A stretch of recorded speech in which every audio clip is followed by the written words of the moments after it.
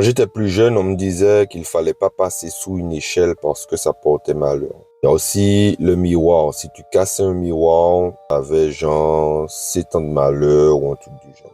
Tu as aussi le fameux chat noir qui ne devait pas traverser devant toi parce que ça portait malheur. Il y a le parapluie qu'il ne faut pas ouvrir dans la maison parce que ça porte malheur. Il fallait pas enjamber quelqu'un parce que ça pouvait l'empêcher de grandir.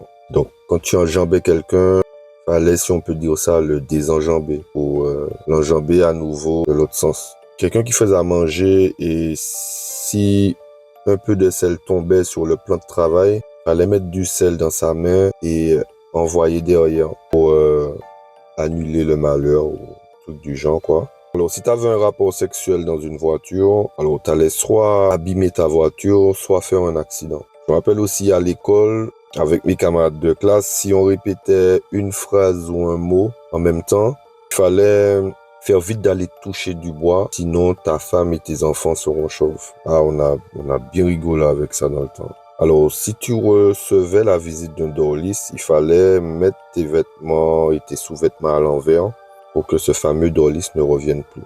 Une fois, je faisais une pâte à crêpes et j'ai remarqué qu'il me manquait des œufs.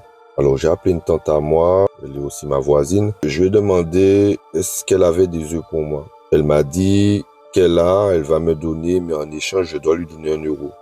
Et elle a commencé à me dire, je sais plus quoi, ça remonte. Hein. Donc, c'est de la superstition. Et du coup, ben ouais, je lui ai donné 1 euro, elle m'a donné des œufs. Et en fait, voilà, fallait qu'il y ait un échange en fait. Alors, est-ce que c'est vrai? Qui croit encore à ces superstitions aujourd'hui? Qui a grandi avec ces histoires-là? Je pense qu'on connaît tous quelqu'un qui est superstitieux.